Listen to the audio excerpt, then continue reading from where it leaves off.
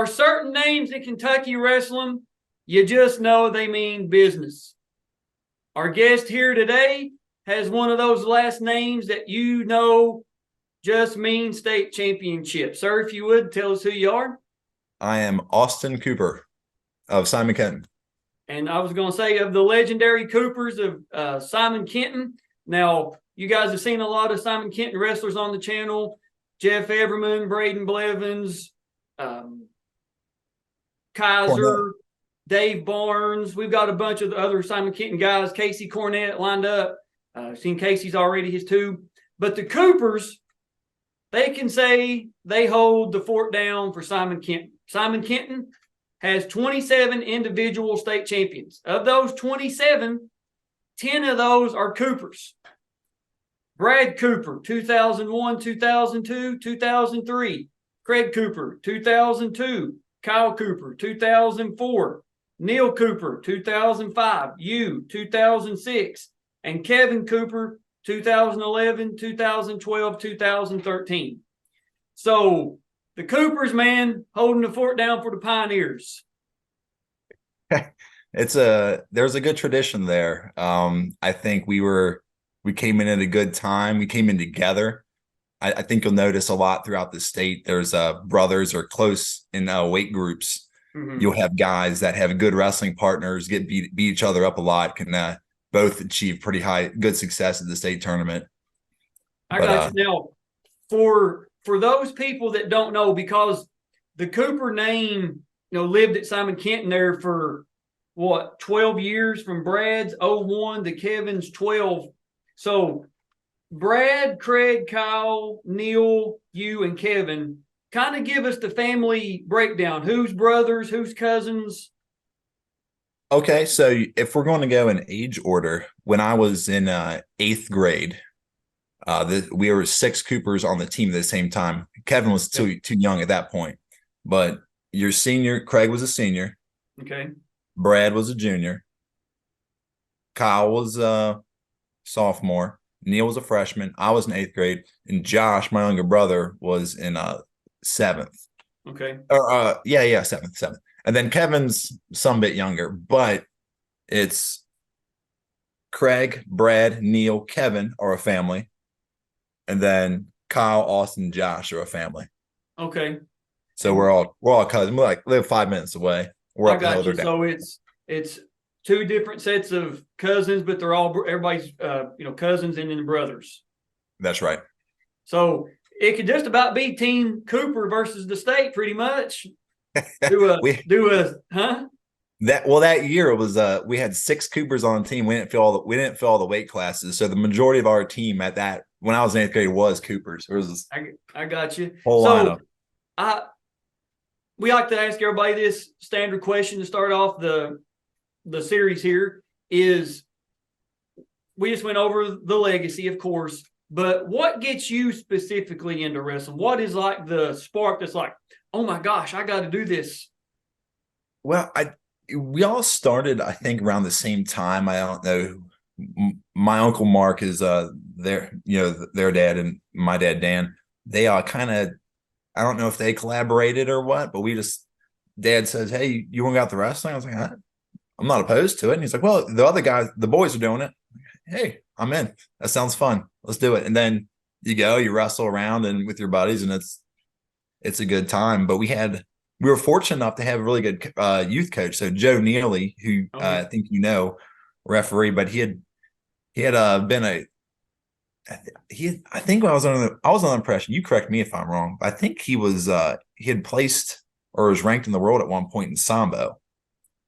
I know that he has had his own Sambo club because people like Pat Martz, I think even Dave Barnes mentioned it. A couple other of the Northern Kentucky guys from the early 90s, late 80s had mentioned that they had went to his gym, I guess, or he took them on trips to different places. So I don't know. I'm sure somebody will leave it in the comments or put it, but I feel pretty confident saying that Joe's been around the sport of Sambo and wrestling for a long time. but we kind of didn't do just folk style. We did folk style, but then he would do freestyle with us. We did Greco, we did Sambo. Like when we were young, we kind of did all the styles a little bit. We took a few trips and everything, kind of wrestled in the area, and it was all pretty fun then. It was just kind of your cousins or your friends, and you're just kind of going out with them all the time and kind of wrestling around a little bit. So kept it interesting. I got you. And we know how well, I can't speak for everybody's family, but I know for my family, all my cousins were all within, 3 or 4 years of each other. And every time we got together, before we even knew what, like the only wrestling we knew was, professional on TV. So we'd always try out jumping off beds at grandpa's house or whatever. So I have to imagine when all the Cooper boys got together at a certain age, it was crazy, wasn't it? Everybody was trying to wrestle each other, or well, some bit. We've got a lot of athletic cousins not named Cooper too that would I got you. manhandle us as well, but soccer, football, whatever odds and ends. I got you. So let's start off though with your state tournament run.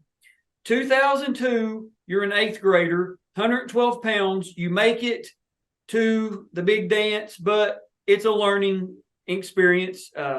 There's those saying you either win or you learn. And the thing about that 2002 state tournament, that was the first year without districts. It went from regionals to the state tournament, first year having a 32-man bracket. So, not much to hang your head about. At least you're there. You should kind of get the experience. You get to watch your cousin Brad and Craig win state championships. And off camera, you was telling me a story about the first time you got to go to the state tournament in 2001.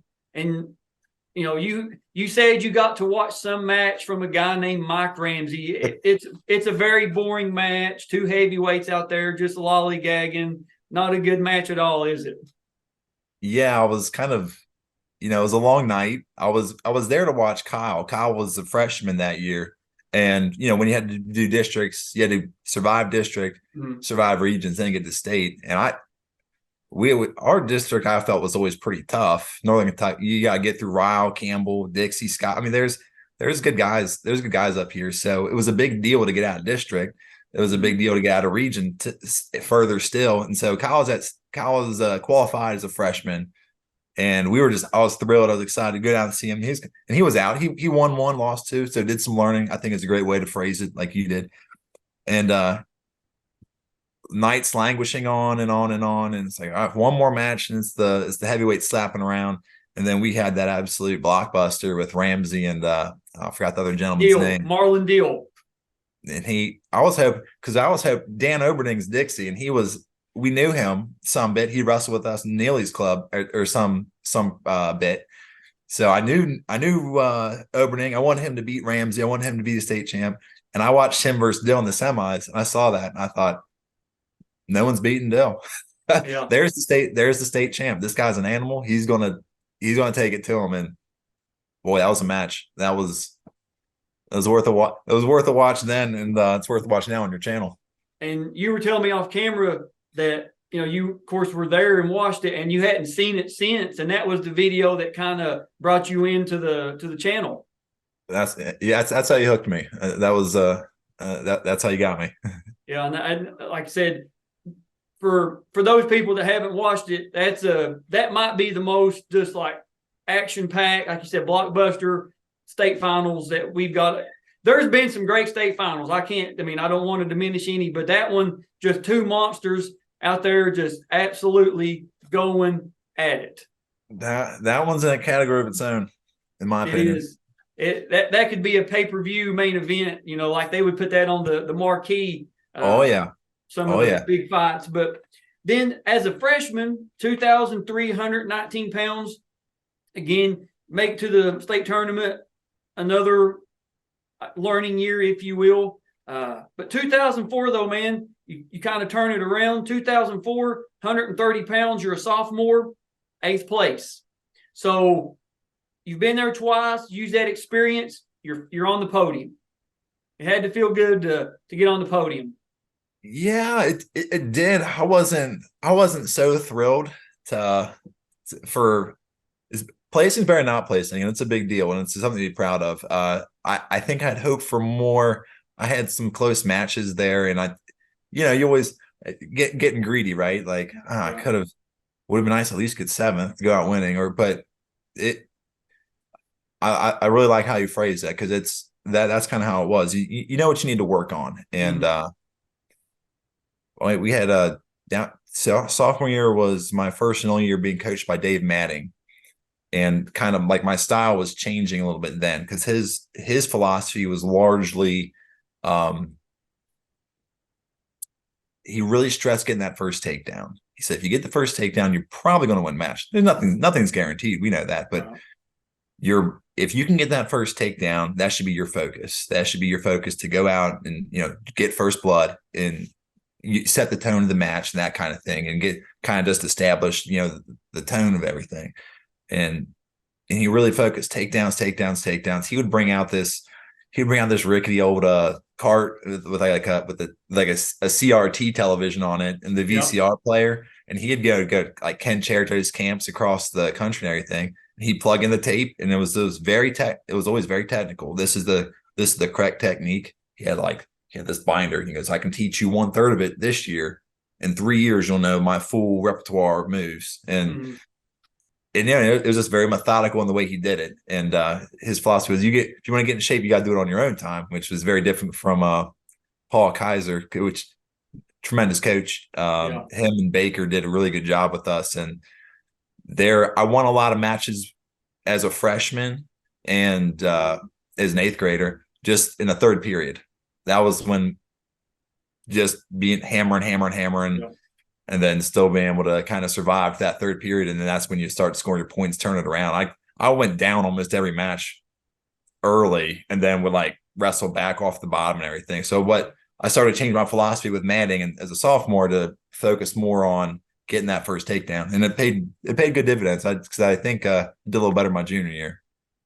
Yeah,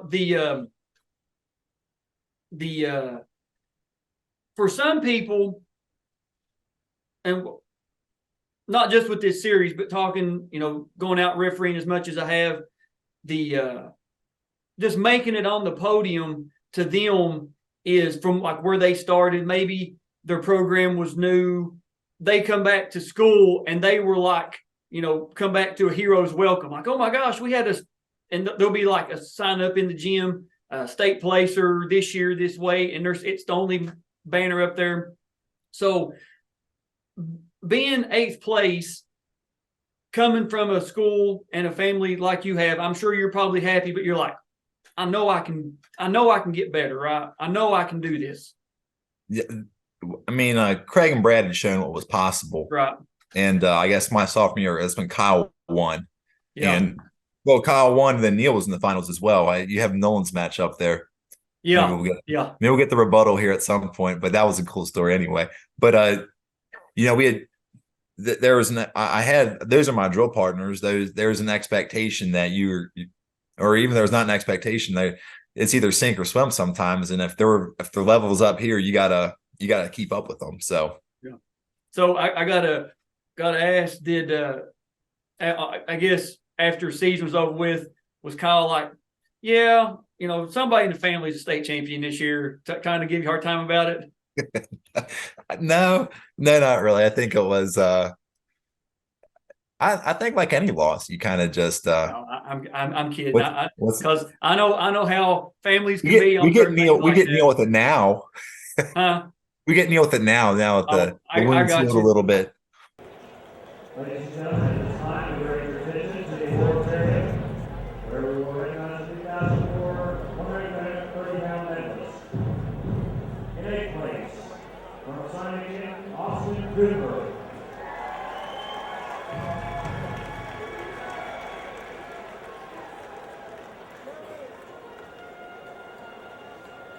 7th place, from LaRue County, Pat Banks. Now, 2005, 145 pounds, you're a junior, you come in 3rd place. Mm-hmm. And you run into Jarius Merton in the semis. Yeah, that's right. Now, Jarius's videos are on the channel, 2004 and 2005 state champion. Now, here's a little tidbit. You you may have known, but maybe not. Jarius wins with over an 8-2 decision, right? That's the score, 8-2. That sounds right. Yeah, I couldn't take it down. I got it off the precursor to track wrestling, whatever it was called there on the KHSAA website. 8-2 decision, but you were the only person that Jarius did not pin in the 05 state tournament. Well, there's a small victory. All 4 matches were pins, except yours in the semis. Yeah, Brad had invited me down that previous summer to University of Cumberland, where he was wrestling at the time. Mm-hmm. And there was a kind of like a select camp of sorts. So the Mertens were there, I was there, a few other guys, and some out of state guys were there. And I got to wrestle with him a little bit there, and just trying to be like, man, this guy's got it together. I'm gonna have to step it up. And so I met him once that season at the Dragon Invitational. Mm-hmm. And it's just wrestling. I wasn't quite ready for it. He was strong. He's fat, like really explosive. He's a headhunter. He's going to try to put your arm back as best he can. He's pretty good at it. But I couldn't. Like, I was able to stop a couple shots with him. Like, I was kind of big for that weight class, mm-hmm. But he just, superior technique was won out, and he took me down. I could get up. I got a couple escapes, but they can't take. It was a good learning experience, because that's what I thought. I thought I'd resolved. I thought I had gotten enough to get me there, right? Like, I was pretty sure. I was like, I think this could be my year if I can get past Merton. I think I can do it, and couldn't. Yeah, I got to get better. Got to get better. The Jacob and Jarius, two of the best, and I'm glad that we were able to get both their. We got Jacob's 3, Jarius's 2. We also have Jacob's match at Beast of the East when he beats Jordan Burroughs. Yeah, I saw that. That's crazy, isn't it? Yeah, hard. You can't be upset losing to someone that caliber. Yeah, absolutely. But you work your way back through. You get to the 3rd, 4th place match. Of course, you come in 3rd. You beat John Woolcipher from Fern Creek by 3-2 decision. John goes on to be a 2006 and 2007 state champion. So might be a preview of some upcoming videos. Wink, wink, if you know what I'm saying. We've talked to John. We've got his video. So just be looking for John's 06 and 07 review videos be coming out pretty soon. Third place, Austin Cooper.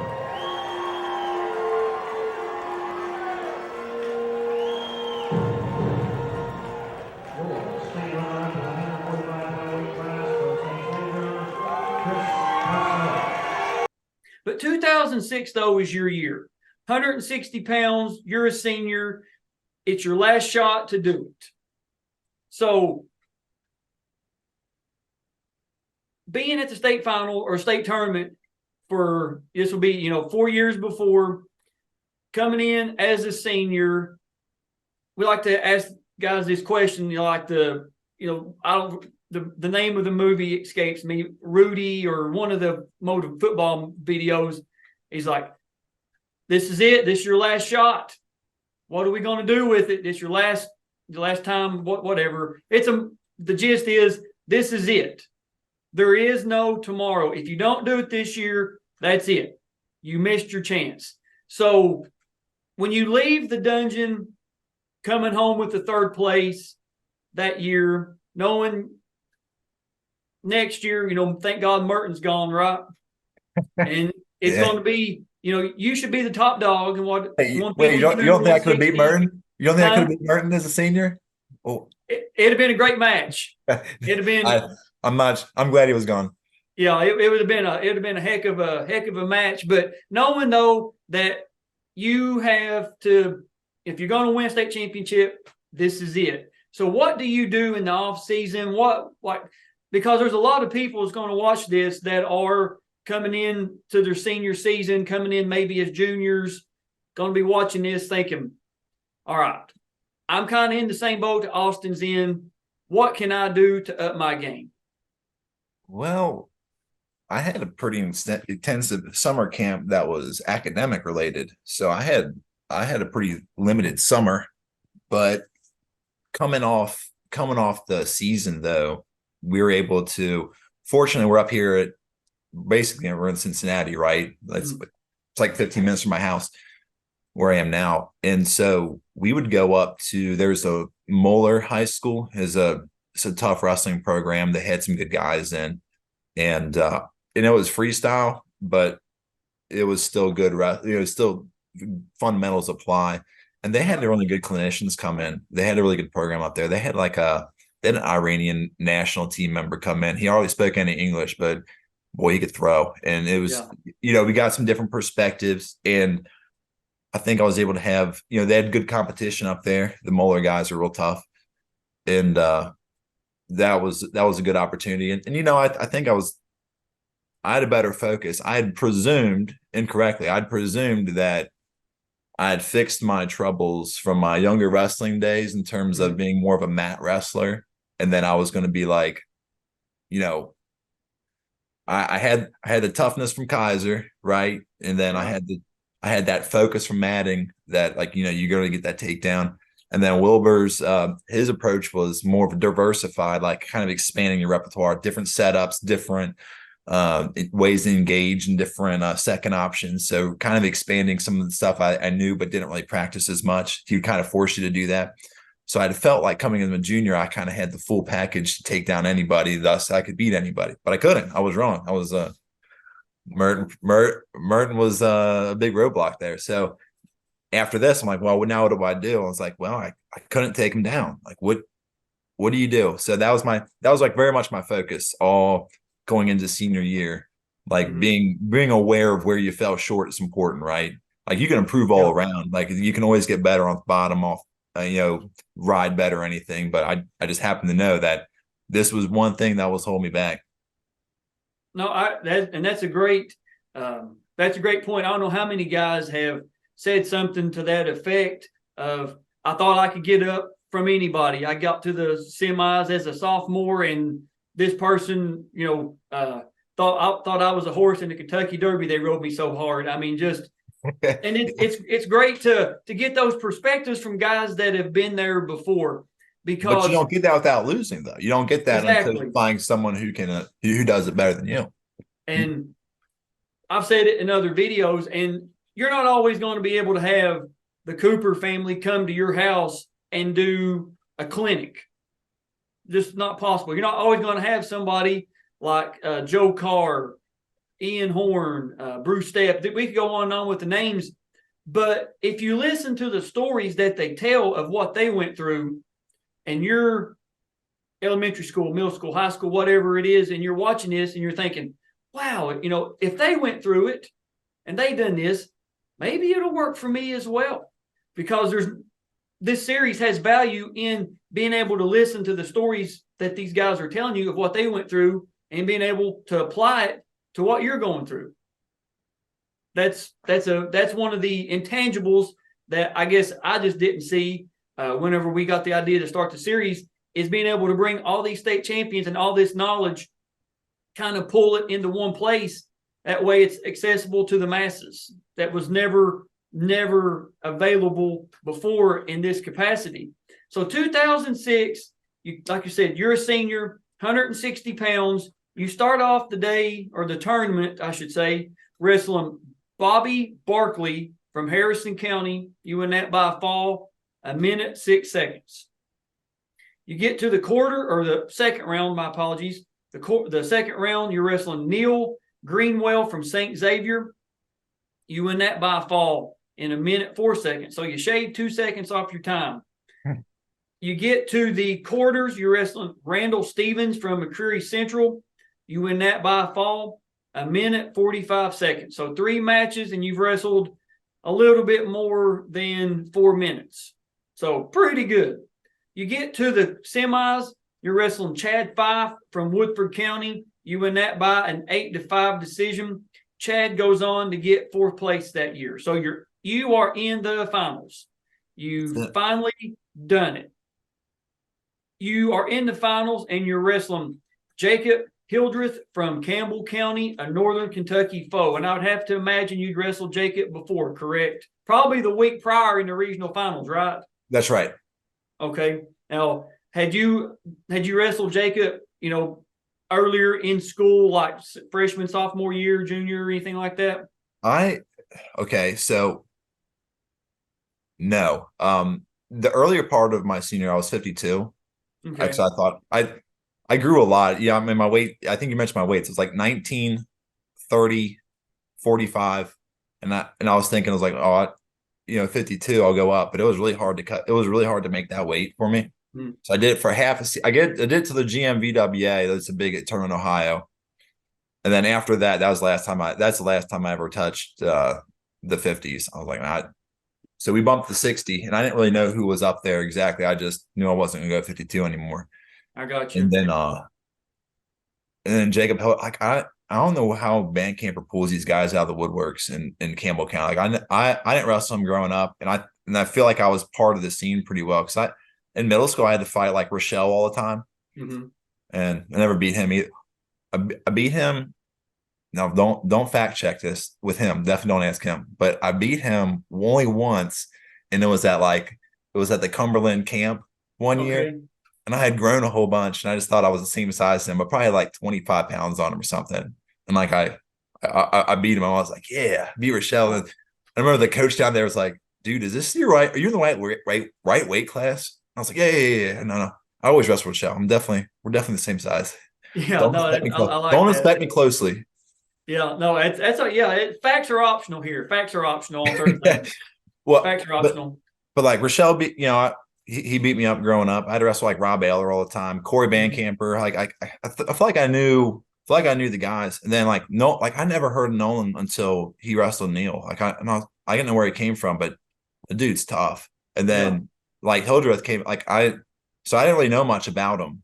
And the previous two times I'd wrestled him my senior year, because I only wrestled him twice before, once there and once at Region. I pinned him both times, but I kind of caught him.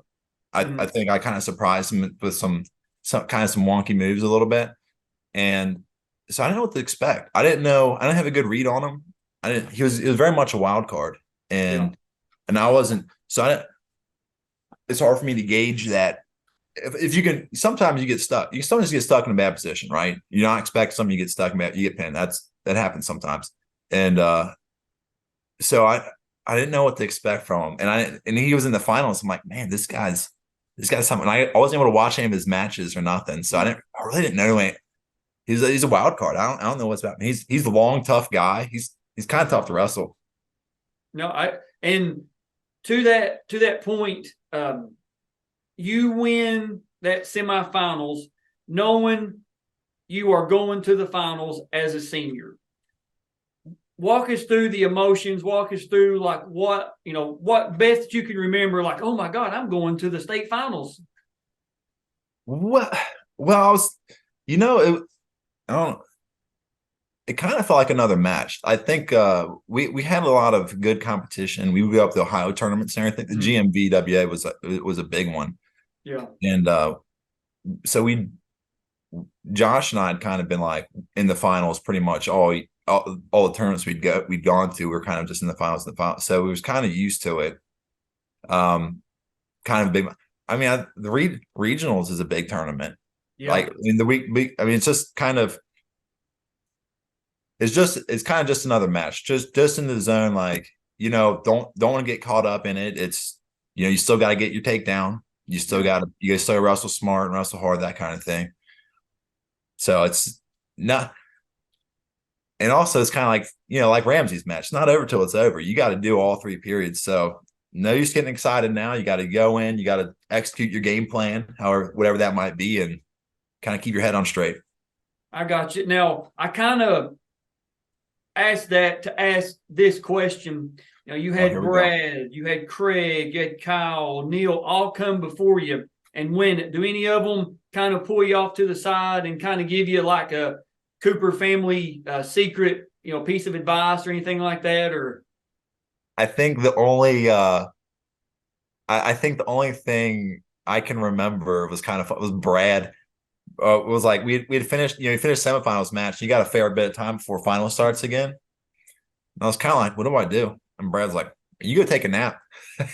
So you could take, he says like, if you win, you get to take it easy. So you Josh and I went to the hotel. We took a nap. That's and He's like, that's the winner's privilege.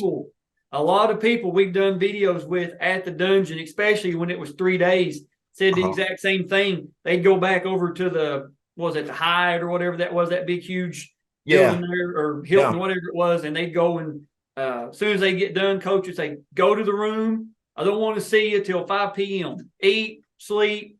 Just don't go swimming or anything like that. Don't wear yourself out. Now, before we pull your video up, the reason that I want to bring this up is you had the video and you got it converted. So I want to say thank you for having the video and converting it, because 2006 is one of the years that was lost to time, if you will. We've been able to piece certain matches together. You had it, you got it converted.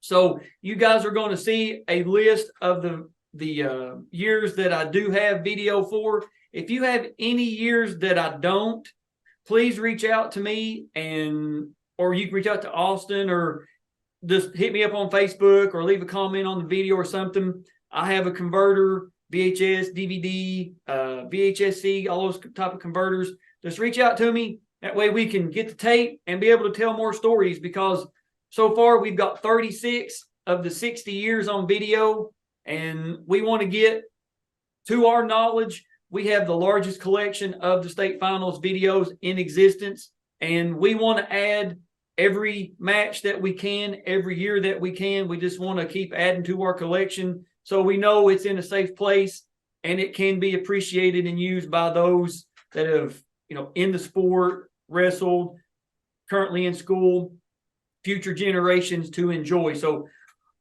Austin, we're going to pull up. Now, yes, the screen is black. The camera kind of comes into focus, but the atmosphere at the dungeon was the best ever. The light, spotlight on the mat, the glow sticks, the beach balls, toilet paper rolls, football, whatever wasn't nailed down was being thrown around in the finals. It was just great. And the best atmosphere the KHSAA ever produced. It was just something, wasn't it? It was really cool to be out there with the lights, the one mat, just the spotlight. It's a neat environment. All right, so man, here we go. There the lights come back on. All right. We got Wilbers, Jim Wilbers in the corner, and Jared Peebles. Okay, and I believe Jared's still the coach there, correct? Jared's still there, and I had my choice of him or Gilbert, and they're both great options, but Jared's louder, so I wanted him. Oh, is he? He is, and that's why. Well, amongst other reasons. Well, I got you. So now you've got on the, for those that don't know, you got on the black and blue singlet on and your opponent has on the purple, of course. So you're trying to like that little slide by. You drop down. You get your takedown, I believe. No, he's not awarded it yet. Nah, but I'm working the Turk too. I'm going to get that secured. There it is. So you get your two. Standard operating procedure here, trying to get that Turk off the takedown. That's easy points. So, were you better on top, or neutral, or where do you feel like you could do the most damage? I probably neutral. I worked on neutral a lot, but I was pretty decent on top too. There you go. You're getting the near fall count. And look how strong he is here. I thought I had this locked up tight. Good grief. He's able to break it. Of course, you get your near fall, so it's now 5-0. Yeah. And if you see me officiating, guys, it's just habit. So strategy on top, I'm going to try to wear that arm out. Mm-hmm. So that left arm of his, I'm going to try to keep working that. He's so long though. He's tough. He's tough to deal with. Now you can tell he's just a big body. A little long. I had trouble with long guys. He goes to stand, you lift, out of bounds. And they're 55-4. 55-0. Who's filming this for you? Do you remember? I think it's probably my Aunt Jeannie, Mark's wife. I got you. Oh, see, look, he's all over the place. Look how long he is. He's got everything covered there. You gotta be careful in this. Yeah, that he's just about ready to. Which you do what you're supposed to. Oh, few more seconds, man, and that's a different story. Yeah, I caught him in that. I think in either one of our previous two meetings, I caught him on getting high on that. Now this is the start of the second period, and you're down. Did you take down? Did he defer? Do you remember? If he deferred, I took down. Okay. I'm at this state tournament. He might have taken top though. That's where I think that's where he liked to be. I was gonna say, as tall as he is, he should take. He played pretty good on top. Like if you take shortcuts here, he's going to punish you for it. So it's kind of like you got to be real methodical, trying to be real slow and deliberate about getting one limb at a time, trying to reach back for that foot. Yeah. So they call stalemate right there. Good call. I believe that from this vantage point, I am to the left of the scoreboard that you can see. If memory serves me right. So you turn into him. Gotta get under that leg. Yep. Oh.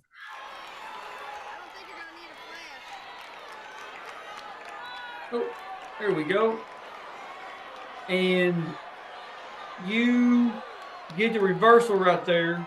Yeah. Right to that arm, trying to wear that arm out. He's strong though. He's a tough guy.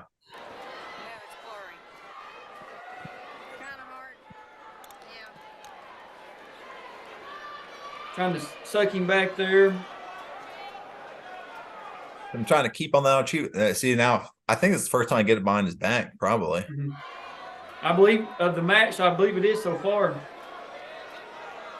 Trying to keep working that to wear him down a little bit.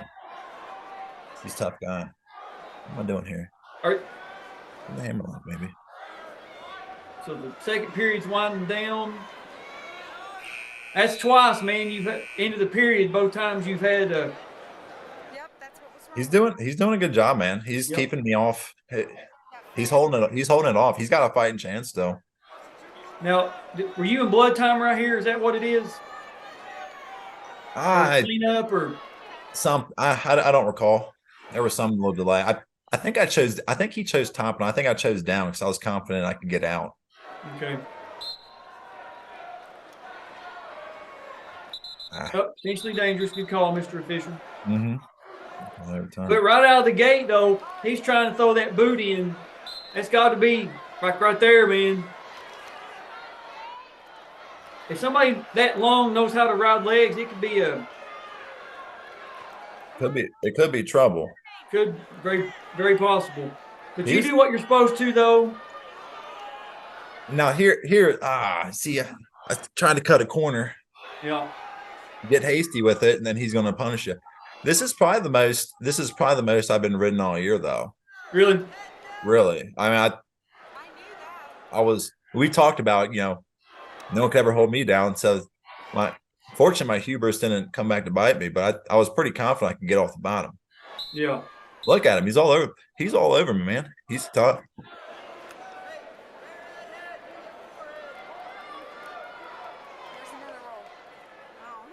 All right, so you're here in the third period. You're up 7. You got a caution. You're up 7.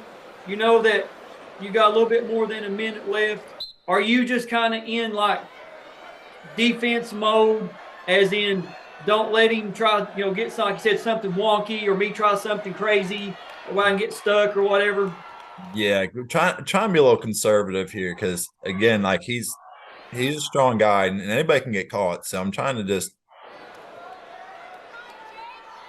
wrestle my game here. Yeah. So you get the reversal, puts you up 9-0. And you go in a leg there. He's blocking my leg there.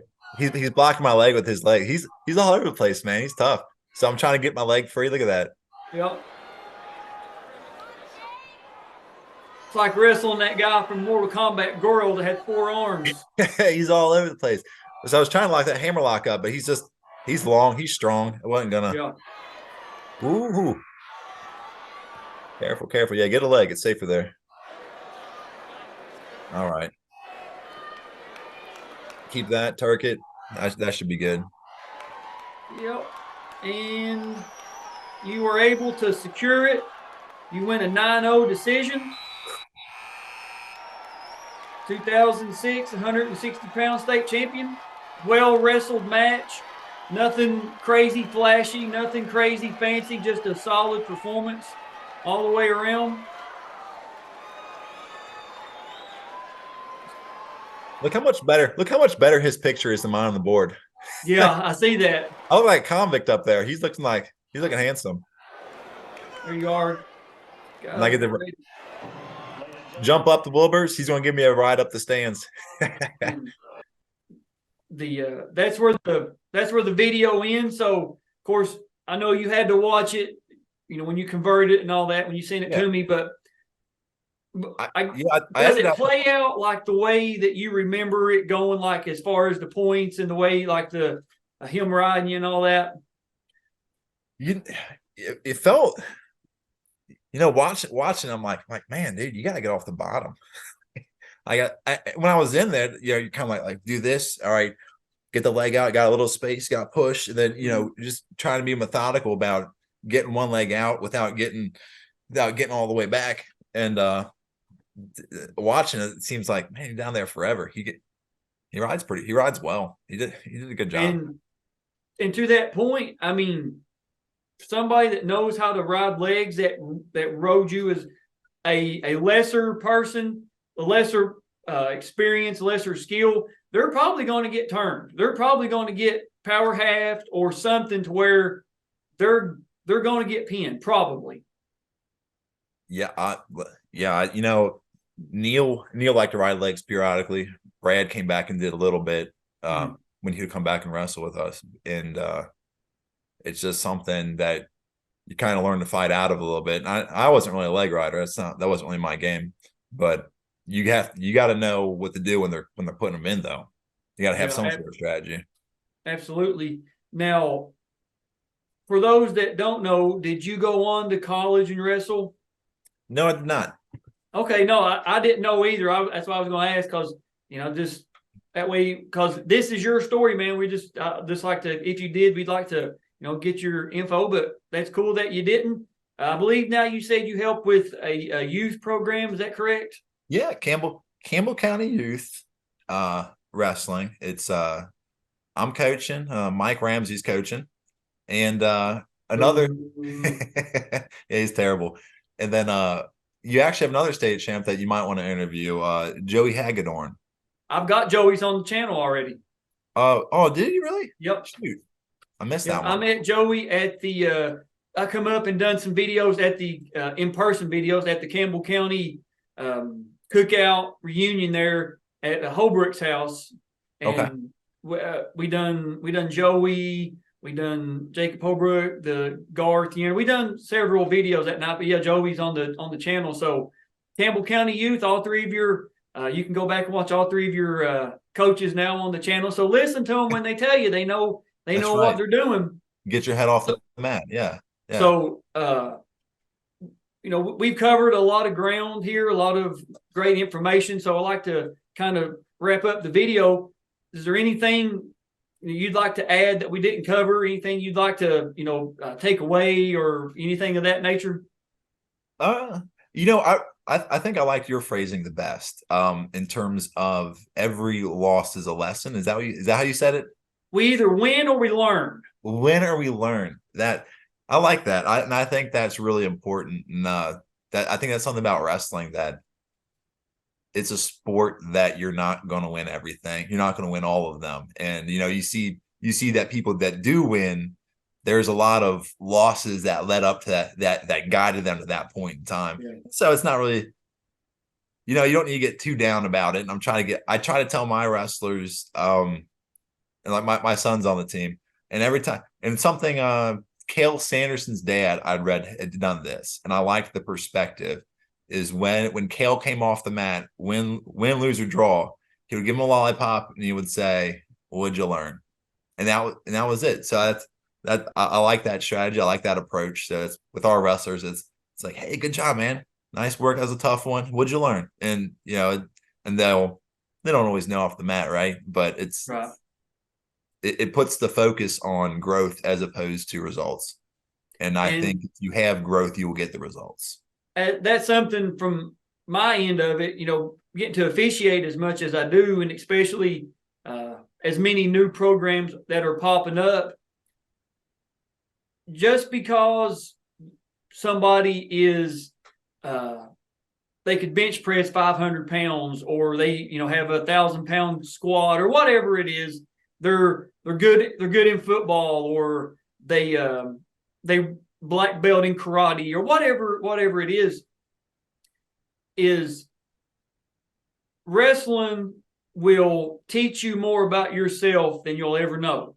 It brings out more about you. You're like, okay, maybe I can bench press a bulldozer, but maybe I'm not as strong as I thought I was, or maybe, however the match goes, it doesn't go your way for that match. Like, all right, this guy was able to shoot in on my legs and I could do absolutely nothing. I felt like a fish flopping around, on dry land. What do I need to do to get better?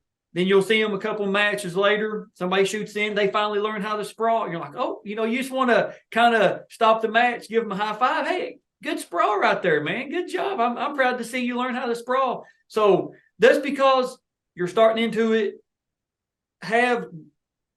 be coachable, want to learn, but understand that you're probably not going to come right off the streets or right into a wrestling room on the first day and be the baddest guy in the state. It's probably not going to happen. It's a progression.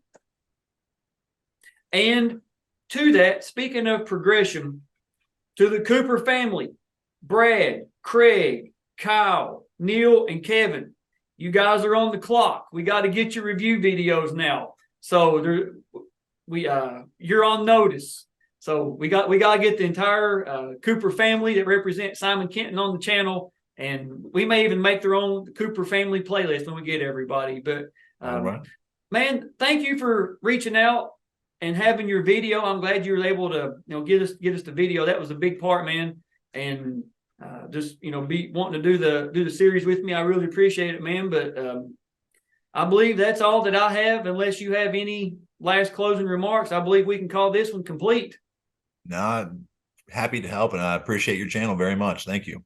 Well, thanks, man. I really, today is November 30th, 2023, and I got the notification from YouTube that the channel hit, which I guess life is all about perspective, if you will, but the channel today hit the 500,000 view mark, and I got that notification, and I was like, oh, I'd been kind of watching it. I knew I was close. When I got it and I got the big notice, I was like, okay, watch out, 1 million. Here we come. We're coming for you. Watch out, Mr. Beast. Watch out, some of these bigger channels. I'm coming to take you guys. Kentucky wrestling is taking us to the top. You know what I'm saying? There you go.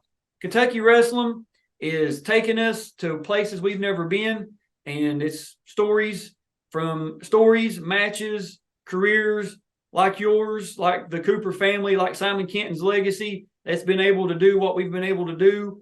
And we just want to share the story of Kentucky wrestling, no matter if you're a Cooper, if you're an Irvin, if you're a Carr from Woodford, if you're a Step from Martin County, if you're wherever, a Merritt from Hoptown. We just want to tell everybody's story and let the world see Kentucky wrestling's in the house, man. So, Austin, man, thank you for doing this. I really appreciate it. Guys, that's all that we have. Thank you for watching. We'll see you on the mats.